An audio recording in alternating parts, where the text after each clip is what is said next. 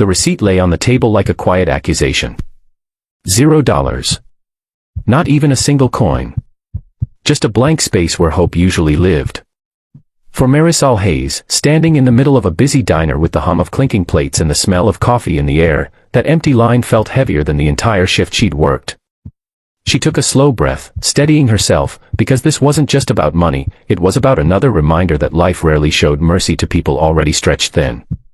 Before we go deeper into Marisol's story, if you believe in kindness, second chances, and the quiet power of doing the right thing, please take a moment to like this video, comment, share it with someone who needs hope today, and subscribe to Kindness Corner.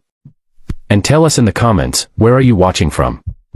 Marisol was 27, a single mother doing her best to hold together a life that felt permanently one bill away from collapse. She worked double shifts at a classic roadside diner just outside Cedar Ridge, a town that lived somewhere between forgotten and overlooked.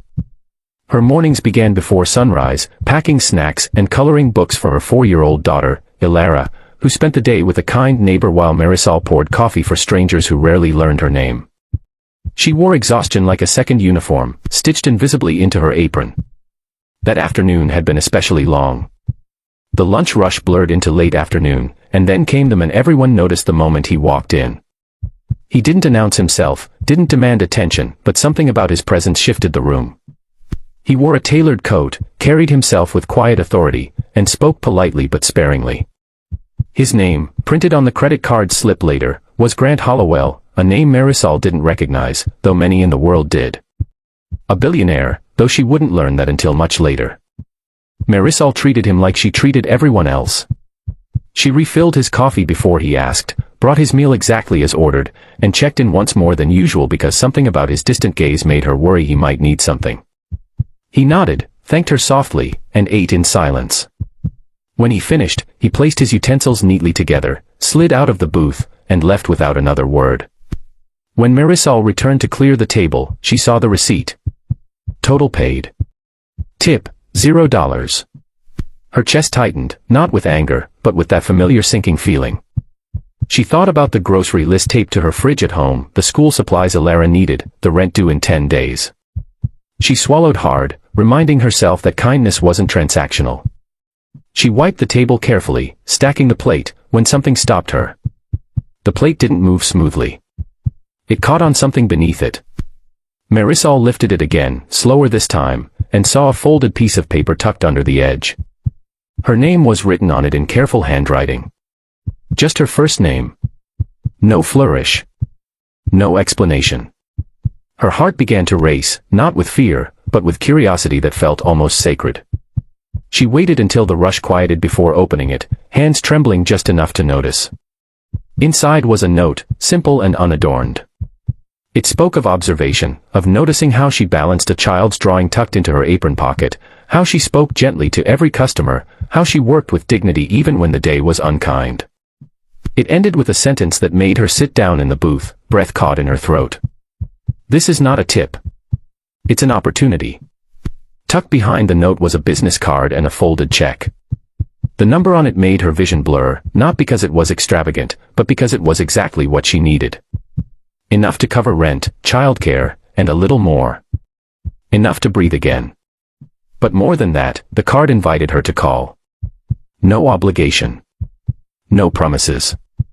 Just a door cracked open. Marisol went home that night in a daze.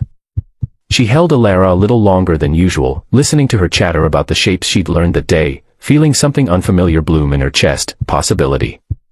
The next morning, after dropping Ilara off, Marisol sat in her car for nearly 20 minutes before dialing the number.